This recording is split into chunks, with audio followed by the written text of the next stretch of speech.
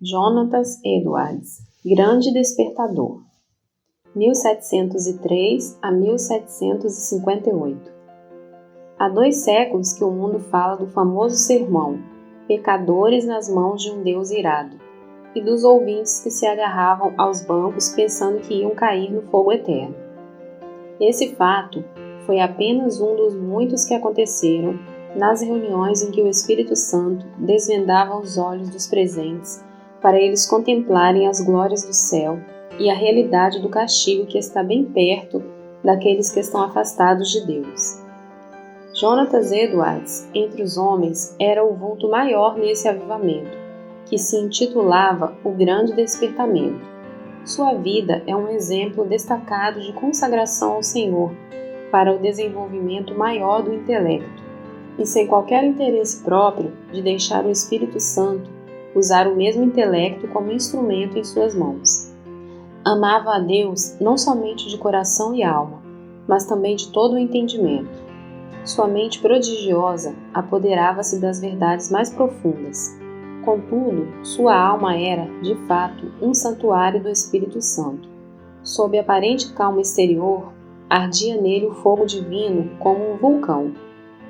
Os crentes atuais devem a esse herói, graças à sua perseverança em orar e estudar sob a direção do Espírito, a volta às várias doutrinas e práticas da igreja primitiva.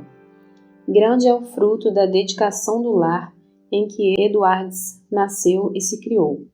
Seu pai foi o amado pastor de uma só igreja durante um período de 64 anos. Sua piedosa mãe era filha de um pregador que pastoreou uma igreja durante mais de 50 anos. 10 das irmãs de Jonatas, 4 eram mais velhas do que ele e 6 mais novas. Muitas foram as orações que os pais ofereceram a Deus para que o único e amado filho fosse cheio do Espírito Santo e que se tornasse grande perante o Senhor. Não somente oravam assim, fervorosa e constantemente, mas mostravam-se igualmente zelosos em criá-lo para Deus.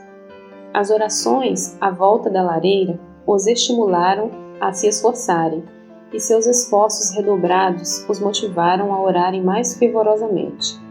O ensino religioso e permanente resultou em Jonatas conhecer intimamente a Deus quando ainda criança.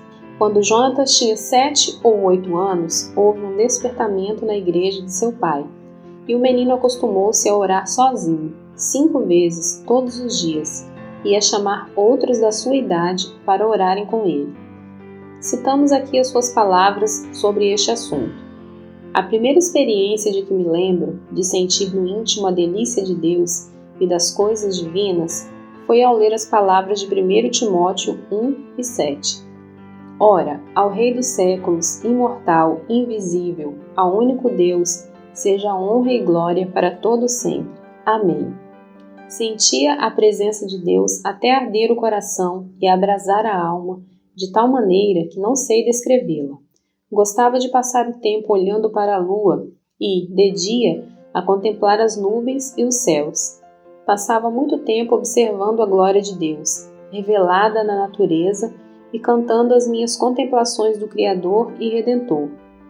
Antes me sentia demasiado assombrado ao ver os relâmpagos e ao ouvir o troar do trovão.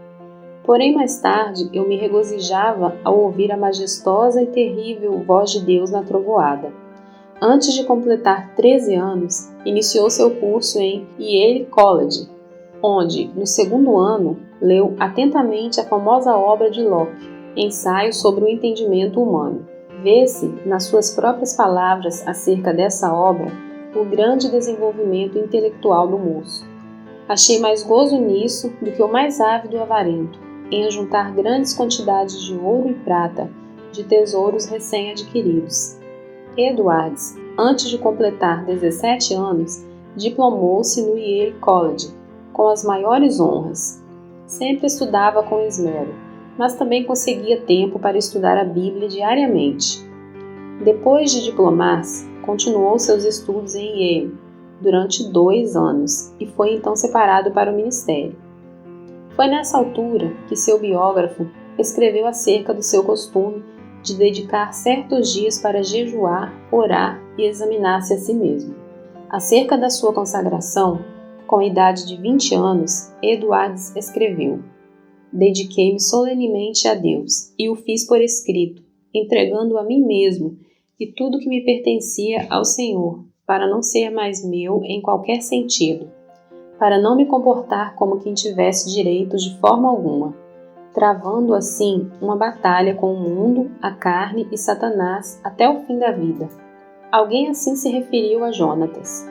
Sua constante e solene comunhão com Deus, em secreto, faziam com que o rosto dele brilhasse perante o próximo, e sua aparência, semblante, palavras e todo o seu comportamento eram acompanhados por seriedade, gravidade e solenidade.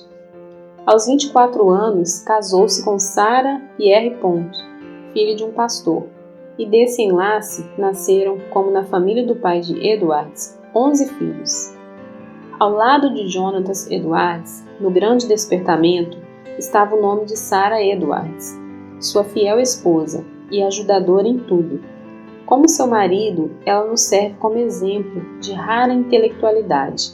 Profundamente estudiosa, inteiramente entregue ao serviço de Deus, ela era conhecida por sua santa dedicação ao lar, pelo modo de criar seus filhos e pela economia que praticava, movida pelas palavras de Cristo, para que nada se perca. Mas antes de tudo, tanto ela como seu marido eram conhecidos por suas experiências em oração.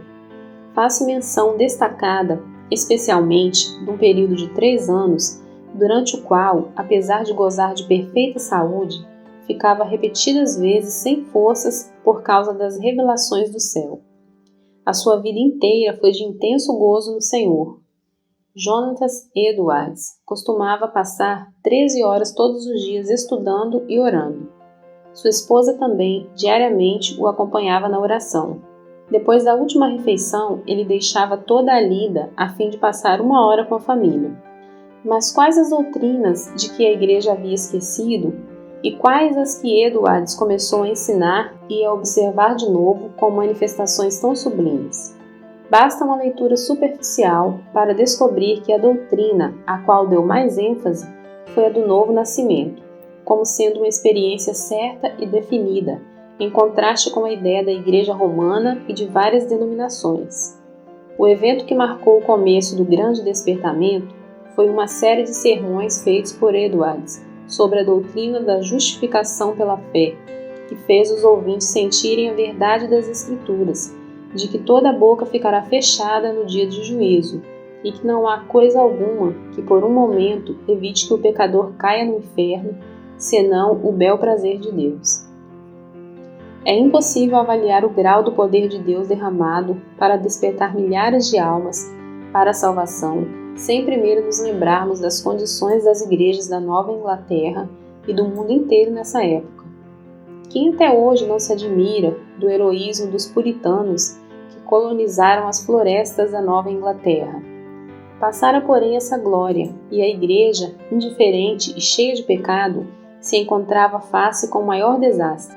Parecia que Deus não queria abençoar a obra dos puritanos, obra que existiu unicamente para sua glória. Por isso, no mesmo grau que havia coragem e ardor entre os pioneiros, houve entre seus filhos perplexidade e confusão. Se não pudessem alcançar de novo a espiritualidade, só lhes restava esperar o juízo dos céus. O famoso sermão de Edwards, Pecadores nas mãos de um Deus irado, merece menção especial. O povo, ao entrar para o culto, mostrava um espírito leviano e mesmo de desrespeito diante dos 5 pregadores que estavam presentes. Jonatas Edwards foi escolhido para pregar. Era um homem de 2 metros de altura. Seu rosto tinha aspecto quase feminino e o corpo magro de jejuar e orar. Sem quaisquer gestos, encostado num braço sobre a tribuna, segurando um manuscrito na outra mão, falava em voz monótona. Discursou sobre o texto de Deuteronômio 32 e 35, ao tempo em que resvalara o seu pé. Depois de explicar a passagem, acrescentou que nada evitava, por um momento, que os pecadores caíssem no inferno, a não ser a própria vontade de Deus. Que Deus estava mais encolerizado com alguns dos ouvintes do que com muitas pessoas que já estavam no inferno. que o pecado era como um fogo encerrado dentro do pecador e pronto, com a permissão de Deus, a transformar-se em fornalhas de fogo e enxofre, e que somente a vontade do Deus indignado os guardava da morte instantânea. Prosseguiu então, aplicando o texto ao auditório. Aí está o inferno com a boca aberta.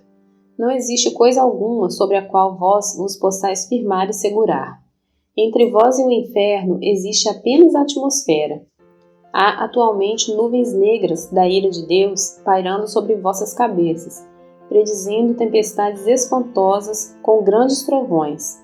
Se não existisse a vontade soberana de Deus, que é a única coisa para evitar o ímpeto do vento até agora, seríeis destruídos e vos tornaríeis como a palha da eira. O Deus que vos segura na mão, sobre o abismo do inferno, mais ou menos como o homem segura uma aranha ou um outro inseto nojento sobre o fogo, durante um momento, para deixá-lo cair depois, está sendo provocado em extremo. Não há que admirar se alguns de vós com saúde e calmamente sentados aí nos bancos passarem para lá antes de amanhã. O resultado do sermão foi como se Deus arrancasse um véu dos olhos da multidão, para contemplar a realidade e o horror da posição em que estavam. Nessa altura, o sermão foi interrompido pelos gemidos dos homens e os gritos das mulheres. Quase todos ficaram de pé ou caídos no chão.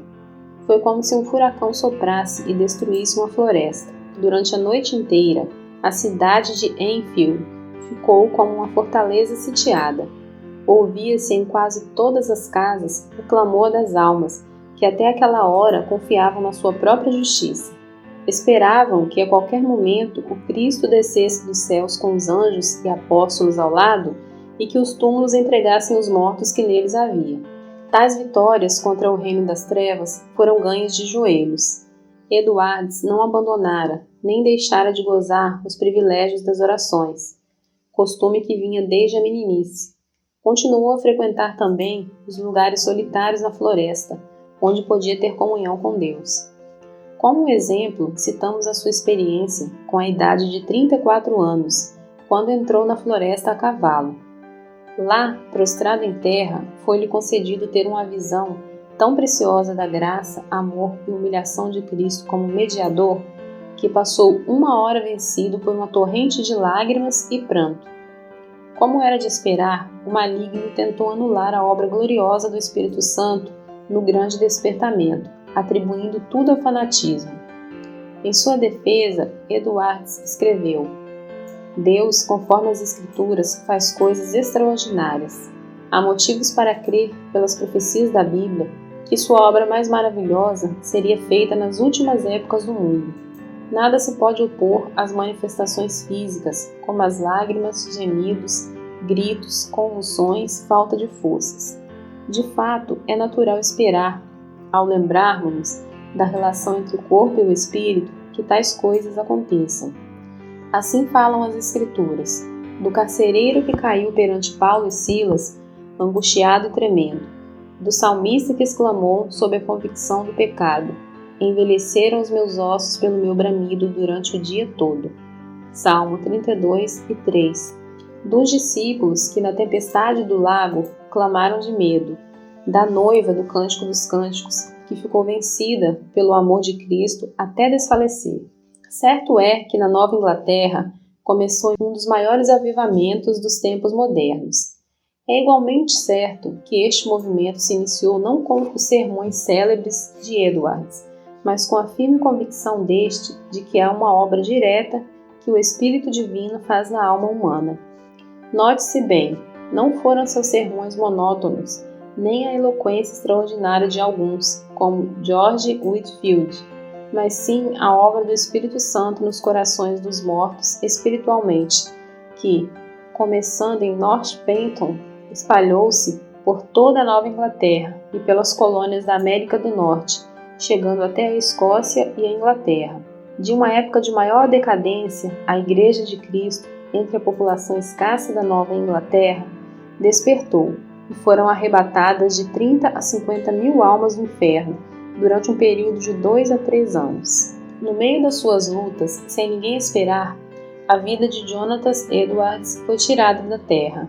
Apareceu a varíola em Princeton, e um hábil médico foi chamado de Filadélfia para inocular os estudantes. O nosso pregador e 2 de suas filhas também foram vacinados. Na febre que resultou, as forças de nosso herói diminuíram gradualmente, até que um mês depois ele faleceu. Assim diz um de seus biógrafos: em todo o mundo onde se falava o inglês, era considerado o maior erudito desde os dias do apóstolo Paulo ou de Agostinho. Para nós, a vida de Jonathan Edwards é uma das muitas provas de que Deus não quer que desprezemos as faculdades intelectuais que Ele nos concede, mas que as desenvolvamos sob a direção do Espírito Santo e que as entreguemos desinteressadamente para o seu uso.